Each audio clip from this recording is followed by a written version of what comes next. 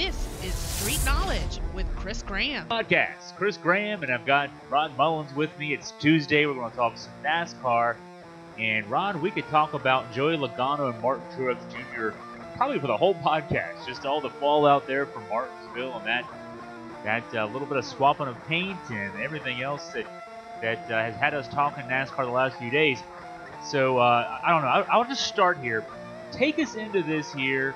And, this was good racing, but I'm not sure that Truex Jr. agrees with us that it was good racing. He didn't agree at all. I mean, when you come out and you say to Parker Kligerman, who's there interviewing him there in the post-race, and he says, he may have won the battle, but he ain't won the damn war, as the quote was. That Joey Logano did not race Martin Truex in what Martin Truex thought was a fair way.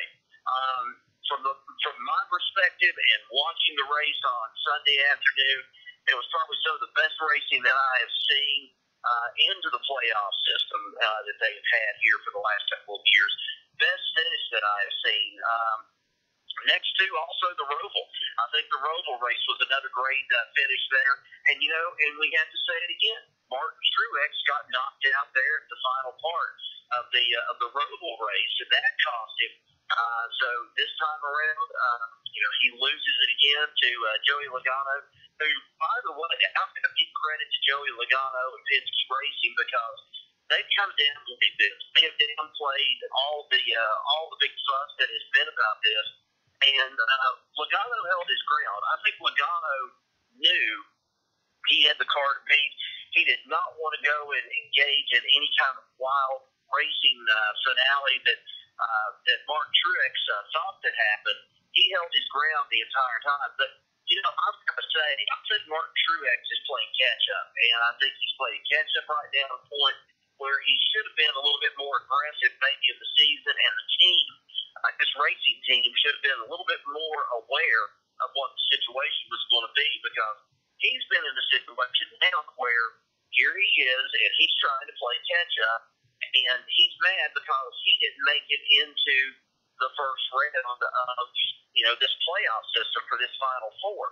I can understand that. But when you just obviously haven't given, I think, your strongest effort through the season, especially during that kind of mid-season thing before getting into July and August, I think that's what's cost him. And I think he's trying to play catch-up now. I won't claim authorship of this question, but I heard someone else on another talk show ask another panelist this question, so I thought I'd throw it to you, Rod. If Joey Logano, if he was Dale Earnhardt Sr., and he did what he did at the end of the race this past weekend, would there be any controversy at all? No, there wouldn't be any controversy at all out of this whole thing. And that's where the difference is at. I mean, this is one of those things that where I go back again, and I'm saying it again, it's racing. And that's what Martin Truex Jr. needs to accept. When everything is on the line, when you say that you're 7, 8 laps left to go in a race, and especially at a Martinsville, nobody is your friend, not even your closest teammate. You are racing to win a race. It does not make any difference if you are going and you're running in second and you're 5 or 6 car lengths behind. You're trying to give everything you've got to get up toward the front. Now, when he and Joey Logano they tagged each other, they beat and banged on each other. But it wasn't severe beat and banging. Let's clarify it. It wasn't Days of Thunder racing from the movie. But it still got some things across that Joey Logano was going to protect his life. That's what he was going to do, and that if I'm a driver and I'm leading a race, I'm going to protect my life. I'm going to keep anybody who's in second place from trying to come up through the field and try to get around me. And in Martinsville, you either hang tight to that close part of the turns and you try to keep that and pinch that off, or you're going to lose the lead of it coming back down the straightaways because there they can make the move on you, and if they've got that groove and they're holding that ground, they're not going to let go. So I'll preface my next question here. First, I'll say, and people who listen to our podcast regularly know that I've said this before, and I've been critical at times of the playoff system. I wondered if it's just too gimmicky for NASCAR, and I wondered if it's the right thing for NASCAR. And so now I'm admitting I think I was very wrong about that because we've seen, you mentioned it, Rod, the Roval race a few weeks ago, now this race in Martinsville, two of the best finishes we've seen in 20 years in NASCAR. So that's what I'm thinking. I want to get your thought.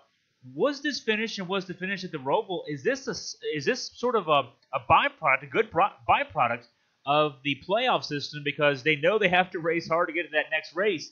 Is the playoff really causing this?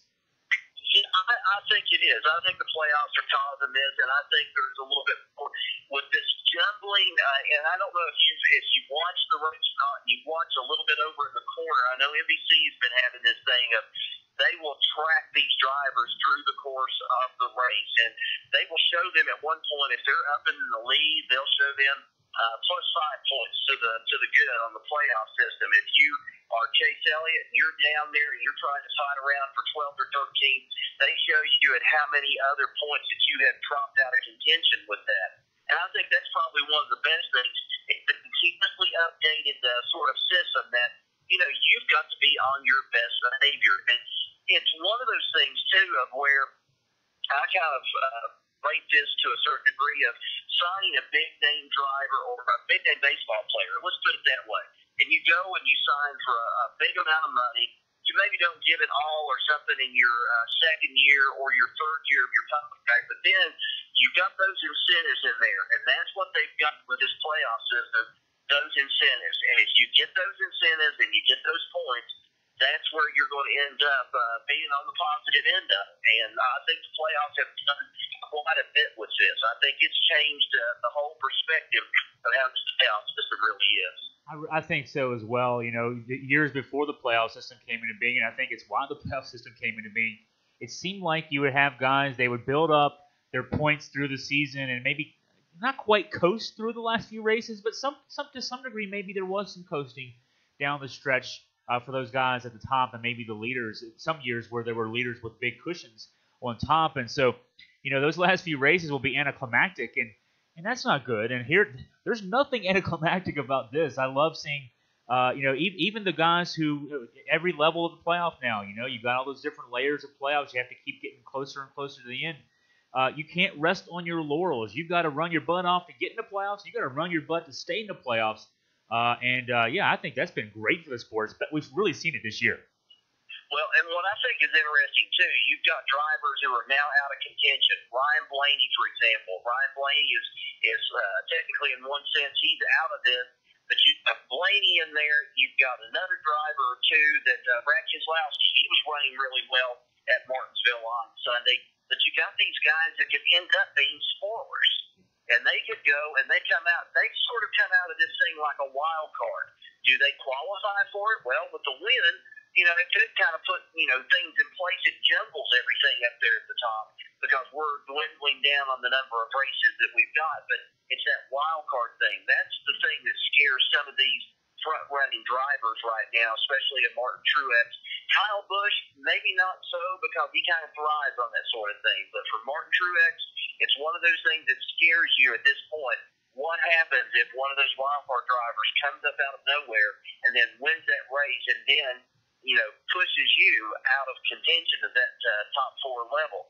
That could very well happen. And depending on where you finish at, it's just not a good situation. So, like I said before, Truex is running a little bit scared. Kevin Harvick, maybe not as bad because Stewart Haas has done so well this season, but, it's still to be determined. But I love it so far. I love the way the playoff system has gone here in the last 2 or 3 weeks. It's been a great year for the playoff, no question. This has been a fun year to keep up with it. So we'll talk about Texas here in a second, but let's go to some off-the-track news. One bit of news this week, actually some big news. Ally Financial and Jimmy Johnson, number 48 car, has a full-season primary sponsor for 2019-2020. Talk about that, Rod. Well, Ally Bank is going to be the new sponsor for Jimmy Johnson, and they have committed, unlike some of the other sponsors that have done this for Hendrick Motorsports, they may sign them for 15 races and then maybe come in for maybe a couple of races like a Brickyard race or the All-Star race and maybe run 17 or 18 races, but they won't run the full complement. This time around, they got Ally Bank in, and they pulled them in for the entire 36-race schedule, plus the All-Star race. They got them in there for that. 38 races up in total altogether with Ally Bank. And Jimmy Johnson's really happy about it because they've committed years is what they're doing with this. He said, then I talked to her to go and make such a commitment to them to where we really show up for them here for these next 2 years to convince them to kind of go over it. To me, I think that's a big move, getting Ally Bank into this, considering now, and I don't know if you've seen the headline or not, Comcast has kind of now started kind of pulling away a little bit from the chance of maybe getting involved in NASCAR or owning part of NASCAR. They've cut back off a little bit. So the Ally thing is sort of a little endorsement, so to speak, from maybe a non-traditional Southern-style racing sponsorship that they've had in the past. And it gives them more of a national, almost to a global sponsorship out of it. Yeah, I would imagine, too, for Johnson and the team, having a 2-year sponsor, you mentioned it's not just for a part of a season or anything else, but having someone signed on for 2019 and 2020, it's kind of, you were talking about baseball contracts a little earlier. You know, when you have a little bit of a cushion now all of a sudden. You don't have to quite worry about singing for your supper right away. It's a little bit of a cushion there for a team that kind of needs it. You know, Johnson, and certainly with the change there, with the canals, the changes there in the team just in general. So this is probably a good thing that there is that longevity there. There is, and I think it's a great thing. It helps for Hendrick Motorsports to be able to go and kind of budget, plan out their season, what they're going to have to do, where they're going to have to cut corners, or where they're going to have to increase some of their R&D money, where they're going to have to get in there if Chevrolet doesn't come through with things on a certain level, where they're going to have to get it from sponsorship. But then they've already got this dialed in for 2 years. Now they can pick that up maybe with another sponsor or an associate sponsor they can put on the back end of the car or on one of the fenders. Yeah. So now let's turn our attention back to the track and Texas, where everything is bigger, and the stakes could not be any bigger heading into this weekend as we're heading into November now in the NASCAR schedule. It's hard to believe that the weather's turning cold and all this stuff. So take us into Texas, and what can we expect this weekend? Well, Texas is almost like and I say this word, it's a cookie-cutter racetrack is what it is. Very similar to Charlotte. It does not have the roval, by the way, in the middle of it, but it is a very large track, the 1.5-mile track, very similar to Charlotte in the banking and in the top leg, the little front stretch that they have. Texas has been a sore spot for a lot of drivers for a long time. Jeff Gordon really didn't win there, I think, until maybe a few years ago, right before he retired. He had a rough time trying to master Texas. He'd always had a great success at Charlotte, and then that kind of throws away that a little bit of pressure of that cookie-cutter track, so to speak. So you've got Martin Truex coming into Texas, and then you have Kevin Harvick, who has ran up there also in the past. But then you also have Kyle Busch, who has won there before. It's one of those big question marks coming into this weekend. If they get this win in Texas, you're going to have 2 slots open from that point on. You'll have Joey Logano in place there. Then you'll have the winner of the Texas race.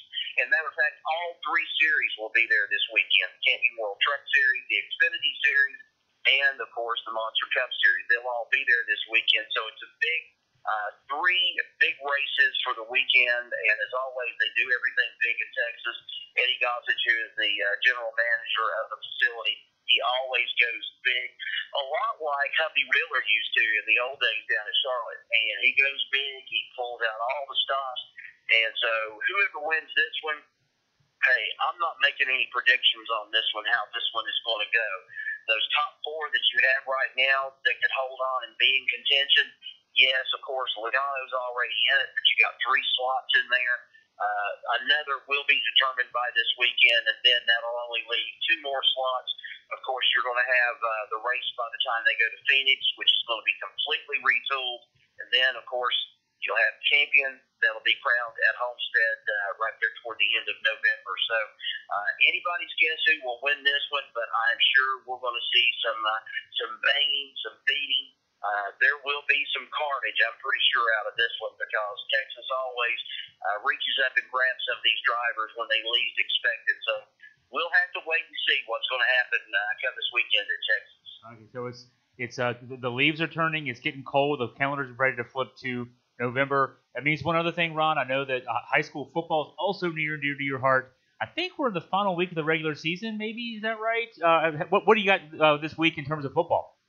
Yeah, we've got one last regular season set of games that's being played this weekend down here in the southwest part of the state, and then next week we'll start the first round playoffs here in Southwest Virginia and state Texas.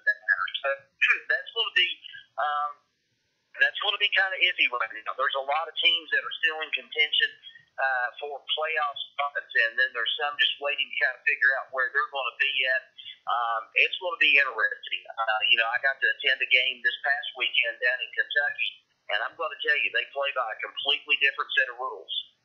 And I mean that seriously. I mean it as a joke and seriously, too, because it's like basketball. You have the officials who know their set of rules the way that it's supposed to be, and then there's the official set of rules, which in Kentucky it seems like they go by their set of the rules over the official set of the rules. And I watched a game on Friday night that I was on 15 penalties thrown against the top seed number 1 team in the region back here in 2A in the conference right now, or in the area, and that's Ridgeview. And so 15 against them, or against Ridgeview, 9 against this team from Kentucky. So altogether about 24, 25 penalties. But I'm telling you, it was a flag fest was what it was. I saw more yellow going on than I see on caution lights on the interstates. That's how bad it was. It was a terrible. And then one guy, and I have to mention this before I just close it out. I saw one guy, one Kentucky player that deserved an Academy Award for his acting, because the Ridgeview player came in, gave him just a slight, just a nudge, just a push from his hands. The play had already ended. The kid went to the ground and he scooted along on the mud, and then the next thing I know, the official is throwing a flag.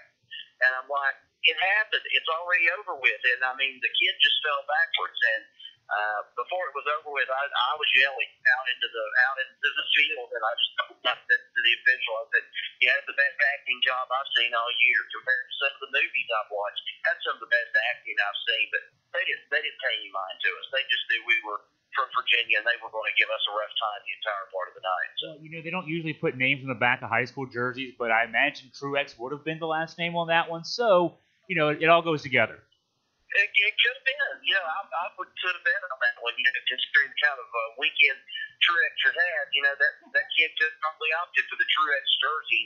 Sort of like what was it, the XFL sort of scheme when Vince McMahon put that together. That might be for that kid for next year. So that's right. It's good talking football. Good talking NASCAR with Rod Mullins. Rod, thanks for joining us on the podcast. Appreciate it, Chris.